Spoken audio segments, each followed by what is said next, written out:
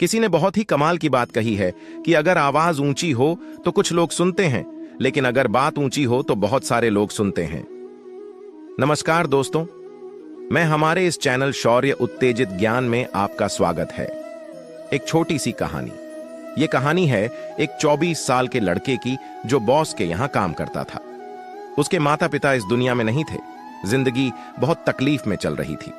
वो जाता, रोज पैसा कमाता, घर आता, खाना बनाता, खाता, सोता। एक दिन उसने देखा कि उसने 4 रोटी और सब्जी बना ली है। उसने हाथ धोए और वापस आ गया। तब तक 3 बज चुके थे। दूसरे दिन भी ऐसा ही हुआ। तीसरे दिन उसने ध्यान रखा और चूहे को पकड़ लिया। एक मोटा चूहा रोटी ले जा रहा था। उसने चूहे को पकड़ा तो चूहे ने कहा, भैया मेरे नसीब की क्यों खा रहे हो, मुझे मेरी रोटी लेने दो। तो लड़के ने कहा, बेटा मेरे पास ज्यादा पैसे नहीं। तो चूहे ने कहा कि एक व्यक्ति तुम्हारे सभी सवालों का जवाब दे सकता है। लड़के ने पूछा, वह कौन है? चूहे ने कहा, श्री जगन्नाथ मंदिर पर हैं। उनके आश्रम में जाओ और उनसे अपने जीवन के बारे में पूछो। वे तुम्हें रास्ता बताएंगे और बताएंगे कि क्या करना है। लड़के ने कहा, बहुत अच्छा। उसने चूहे की बात मान ली। वह जगन्नाथ आश्रम के लिए निकल चला गया। उसने मालिक से 5 दिन की छुट्टी ली।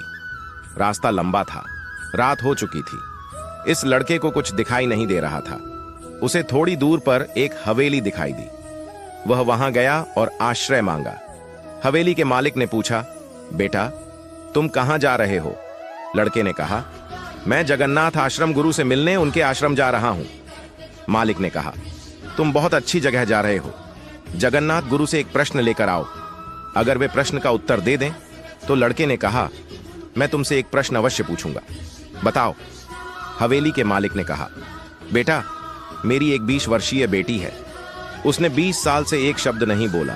बोलते बोलते उसकी आंखों में आंसू आ गए। लड़के ने कहा, मां आप चिंता न करें, मैं जाकर आपके प्रश्न का उत्तर ले आऊंगा। लड़का अगले दिन चल पड़ा। रास्ता बहुत लंबा था। रास्ते में उसे बड़े बड़े पहाड़ मिले, ऊंचे पहाड़, बर्फीले पहाड़। उसे समझ नहीं आ रहा था कि कैसे पार किया जाए। बहुत देर हो जाती। तभी उसे एक जादूगर दिखाई दिया जो वहां बैठकर ध्यान कर रहा था। वह जादूगर के पास गया और उससे कहा कि मुझे श्री जगन्नाथ गुरु से मिलने जाना है। रास्ता बहुत कठिन लगता है, मैं कैसे पार करूंगा? जादूगर ने कहा, तुम श्री जगन्नाथ गुरु से मिलने जा रहे हो, मेरे प्रश्न का उत्तर लाओ, फिर मैं जल्दी से पहाड़ पार कर लूंगा। लड़के ने कहा, मुझे अपना प्रश्न बताओ। जादूगर ने कहा, मैं स्वर्ग जाने के लिए 1000 साल से इस पहाड़ पर ध्यान कर रहा हूं। मुझे समझ नहीं आ रहा कि मैं स्वर्ग कब जाऊंगा। लड़के ने कहा, ठीक है, मैं तुम्हारे प्रश्न का उत्तर लाता हूं। जादूगर ने छड़ी घुमाई और लड़के को पहाड़ पार करा दिया। वह खेत वाले क्षेत्र में आ गया। वहां एक बड़ी नदी थी। लड़के के सामने फिर समस्या थी कि नदी कैसे पार की जाए। तभी उसने वहां एक बड़ा कछुआ देखा। उसने कछुए से कहा कि वह उसकी पीठ पर बैठ जाए और उसे नदी पार कराए। कछुए ने कहा, ठीक है। जब वह नदी पार कर रहा था तो कछुए ने पूछा, तुम कहां जा रहे हो? लड़के ने कहा, मैं श्री जगन्नाथ गुरु से मिलने जा रहा हूं। कछुआ बोला, वाह। कछुए ने कहा, मैं 500 साल से इस नदी में हूं। मैं अजगर बनने की कोशिश कर रहा हूं।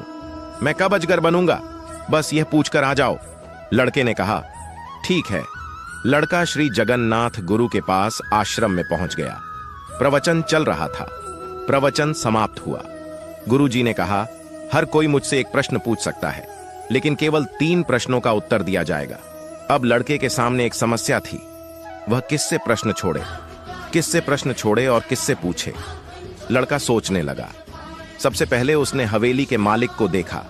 जब उसे होश आया तो उसे लगा कि वह अपनी बेटी का इलाज कराने की कोशिश कर रहा है। उसकी बेटी बोल नहीं रही थी। उसकी आंखों में आंसू थे। उससे सवाल पूछना जरूरी है। दूसरा चित्र जो उसके दिमाग में आया वह जादूगर का आया था। जादूगर वहां 1000 साल से बर्फीले पहाड़ों में ध्यान कर रहा है। वहां एक लड़का काम कर रहा था। लड़के ने सोचा, मैं काम कर रहा हूं, मैं खा रहा हूं, सब ठीक चल रहा है। मैं थोड़ी और मेहनत करूंगा, मैं कुछ बदलूंगा। इन तीनों लोगों के जीवन में बदलाव लाना जरूरी है। इन तीनों लोगों से सवाल पूछना जरूरी है। लड़के ने गुरुजी से तीनों से सवाल पूछे। गुरुजी ने सबसे पहले हवेली के मालिक के सवाल का जवाब दिया।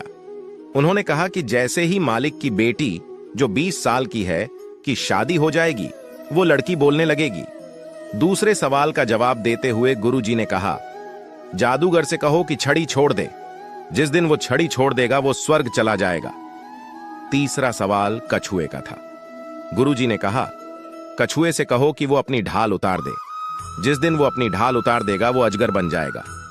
लड़के ने गुरु को प्रणाम किया और वापस रास्ते पर चल दिया। उसकी मुलाकात कछुए से हुई। उसने कछुए से कहा कि वो अपनी ढाल उतार दे। गुरुजी ने कहा, तुम अजगर बन जाओगे। कछुए ने जैसे ही अपनी ढाल उतारी, मोती निकल आए। कछुए ने कहा, मैं मोतियों का क्या करूंगा? लड़के को मोती दे दिए गए। कछुआ अजगर बन गया। तभी तुम स्वर्ग जा पाओगे। जादूगर ने कहा, ये छड़ी लो, तुम ये छड़ी रख लो, मैं स्वर्ग जाऊंगा। जादूगर स्वर्ग चला गया। और अब तीसरे सवाल की बारी आई। वह उस हवेली में पहुंचा जहां मालिक ने सवाल भेजा था। वह मालिक के पास गया और कहा, मालिक को तुम्हारे सवाल का जवाब मिल गया है। जिस दिन तुम्हारी 20 साल की बेटी की शादी होगी वह बोलने लगेगी। उसने कहा, क्या बात है, देरी किस बात की है? दूल्हा मेरे सामने बैठा है। तुमसे अच्छा लड़का कौन हो सकता है? लड़के को बुलाया गया। लड़के ने लड़की को देखा। लड़की ने लड़के को देखा। लड़की की शादी हो गई। और जैसे ही लड़की की शादी हुई, लड़के ने पहली बात कही कि तुम ही हो जो उस रात हमारे घर आई थी। लड़की ने बोलना शुरू कर दिया। लड़के को जीवन में धन मिल गया।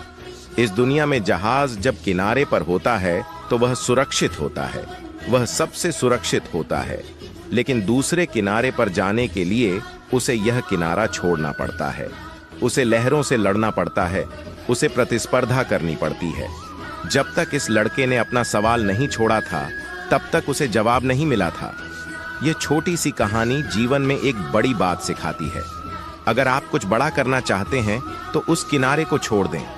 आलस्य और बुरी आदतों से छुटकारा पाएं। सुबह जल्दी उठना शुरू करें।